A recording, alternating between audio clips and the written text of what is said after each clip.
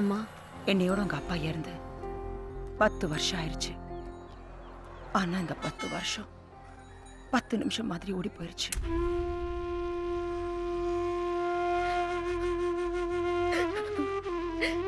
அழாத, அழக்கூடாது. ஏமா அழுவீங்க? என் புள்ள செத்து போயிட்டானேன்னா நீ எனக்கு பேச்சு இல்லம்மா, பேர மாதிரி. நெஞ்சில தைரியம் இருக்கணும், மனசுல நல்ல உரத்தோட இருக்கணும். சீக்கிரம் வைங்கம்மா. இப்போ இந்த பஸ் விட்டுட்டா அப்புறம் 1:30 மணி பஸ் தான். வேற ஜாதிக்காரனை ஏன் சேர்த்தீங்கன்னு சொல்லி இது ஒரு ஜாதி பிரச்சனை. ஐயா என்னையே பாக்குற மாதிரி லட்சத்துக்கு எவனும் உனக்கு பொண்ணு கொடுக்காம இருக்கு தெரியுதா? அப்பா ரொம்ப பண்றவன். நான் எடுத்து வரேன். நீ போ போ. உங்களுக்குள்ள பேசி முடிக்க பாருங்க. அப்படி முடியலன்னா பிறகு என்னன்னு பாப்போம். ஏந்தங்க என்ன நடக்குதுங்க? பூனை நடக்குது, நாய் நடக்குது, நான் நடக்கிறேன், நீங்க நடக்கிறீங்க. அதெல்லாம் கரெக்ட். இந்த முருகேசன் பையன் மீன் குழம்பு சட்டியோட அங்கிட்டு நடந்துட்டு தர்றானே, அது என்ன கணக்கு? மீன் குழம்பா? ஐயோ. ஏமா நீ வைக்கிற மீன் குழம்பு வாசனை எனக்கு தெரியாதா? இல்ல தூக்குச்சட்டி சடக்கு பக்கம் சத்தம் கேட்காதா? நம்ம செல்வத்துக்கு தாங்க எப்பாவது மீன் குழம்பு வச்சா பஸ்ல கொடுத்து அனுப்புவேன். விரால் மீன் தலையில உனக்கு ரொம்ப பிடிக்கும். என்ன அறிவு இருக்காடி உனக்கு? அவன் பாட்டில் ஒரு பக்கமா வச்சுட்டு பஸ்ஸை ஓடிக்கிட்டு இருப்பான். நமக்கு வேண்டாத வேணாலும் அந்த குழம்புல ஏதாவது கலந்துட்டானா என்ன பண்ண முடியும்? இதுல இவ்வளவு வெள்ளங்க இருக்கா? சாப்பிடு மாப்பிள்ள, சாப்பிடு. இந்த வெட்ட வெயில்ல இவ்வளவு நேரம் பஸ் ஸ்டாண்ட்ல வெயிட் பண்ணி சாப்பாடு வாங்கிட்டு வந்த நீ தாண்டா முத சாப்பிடணும். என்னதே நீ என்ன ஆத்திரத்துல அடிச்சாலும் சாப்பாட்டு விஷயத்துல இப்படி சாதுவமா நடந்துக்கிறியே. உன் பாசத்துக்கு அளவே இல்லாம போச்சு.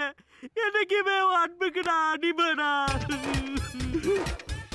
என்ன கணேசா, சாப்பாடு நல்லா டேஸ்டா இருக்கா? ஆத்தா கைப்பக்கும்ல எப்படி இருக்கும்?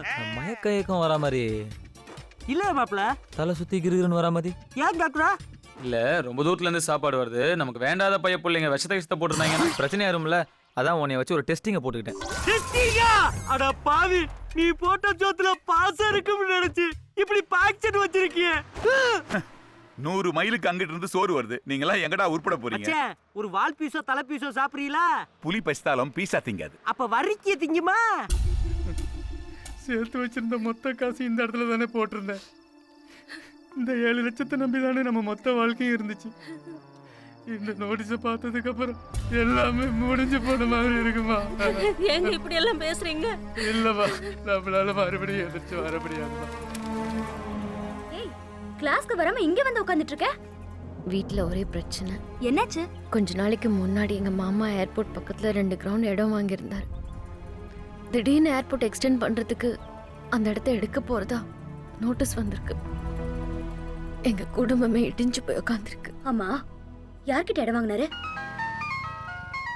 செல்வம் சொல்லு ஜெயந்தி.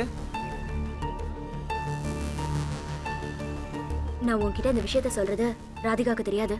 நீ போன வை, நான் பாத்துக்கிறேன். ஒட்டு கேக்குற. என்னடா கதவு பூட்டுறீங்க? ஏய் மாமா. ஏய், இன்னும் மரியாதை குறையுது. யோ, அந்த ஏர்போர்ட்டுக்கு பக்கத்துல இருக்கிற நிலத்தை யாருக்கும் காட்டாதன்னு சொன்னேன்ல. நீ பாட்டுக்கு 2 வருஷத்துக்கு முன்னால அந்த ஸ்ரீரங்கம் ராமநாதனுக்கு வித்துருக்க.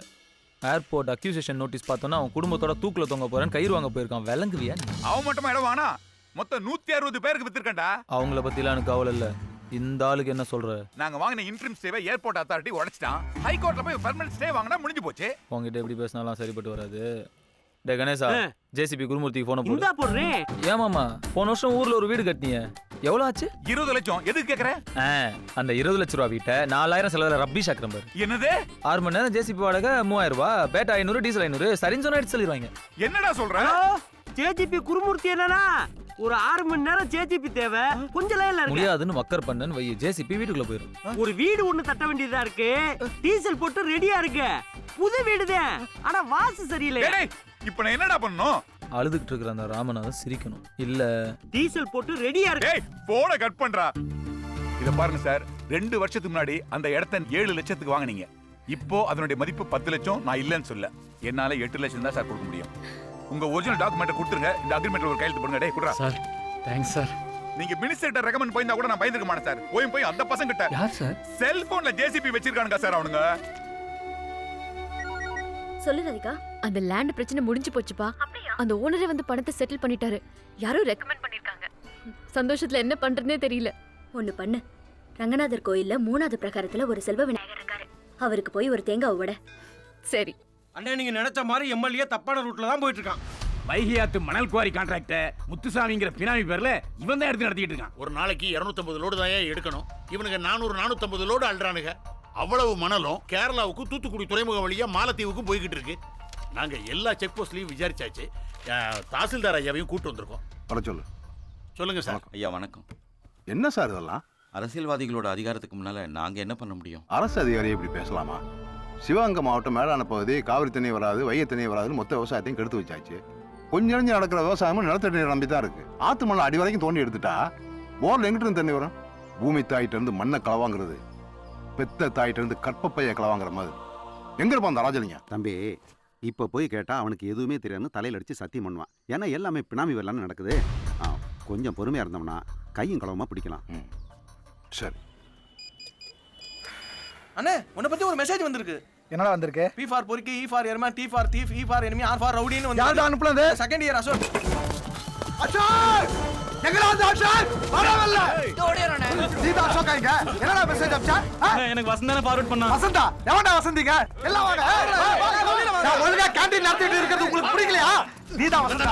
என்னடா மெசேஜ் அனுப்பிச்சா? ஃபார்வர்ட் பண்ணிட்டாங்கனே. யாரா அனுப்பிச்சது ஃபார்வர்ட் மெசேஜ் உங்களுக்கு? 835 யாரா 835 நான் தான் அனுப்புனேன். அவன் மொபைலை செக் பண்றா. ஏய் மாப்ள செக் பண்றா. நேத்து கேண்டீன்ல பீட்டர் மஞ்சு கிண்டல் பண்ணால அந்த கோவத்துல இவளுக்கு மெசேஜ் அனுப்புனேன். யாருக்கோ ஃபார்வர்ட் பண்ணிட்டா. இங்க எவன் இன்பாக்ஸ்ல அந்த மெசேஜ் இல்லாம இருந்தது அவன் மொத்த துணியை உருவிட்டு நடு ரோட்ல நிக்க வச்சிருவேன். சொல்லு ஜெயந்தி. ஏய் சொல்லுங்கடா. அந்த மெசேஜ் எனக்கு உடனே ஃபார்வர்ட் பண்ணு. அதை நான் ராதிகா நம்பருக்கு அனுப்புறேன். அதை எரேஸ் பண்ணிடாம எடுத்து காட்ட சொல்லு. யாருடா இந்த நம்பர்? அது யார் தெரியல. தெரியலையா? யாரா அனுப்பிச்சது உங்களுக்கு இத? செல்வம் வச்சிருக்கோம். ஏய் நீதான் அனுப்பிச்ச அந்த மெசேஜ்? யாரா அந்த உமா? ஏய் இவன் மொபைலை செக் பண்றா. மஞ்சு தான் அனுப்பிருக்கானே. ஏய் யார் அனுப்புனது உங்களுக்கு? ராதிகா. ஏய் மெசேஜ் அனுப்புறியா நீ? ஃபார்வர்ட் மெசேஜ் யாருன்னு எனக்கு தெரியல. 9842465567 யார் நம்பர் இது? தெரியாது. ஏய் யாரா இது? பாஸ் நான் தான் பாஸ். நான் தான் அந்த மெசேஜை கிரியேட் பண்ணேன். ஏய் நீங்க எல்லாம் கிளம்புங்க. எல்லாரும் கிளாஸுக்கு போங்க. இரு. வா. என்ன பண்ற? பேசாம இரு.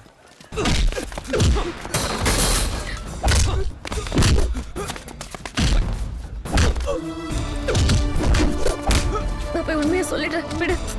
ஏய் உண்மையை சொன்னேன்னா உன் ட்ரெஸ்ஸை ஊத்துருவா. பரவாயில்லையா? வா.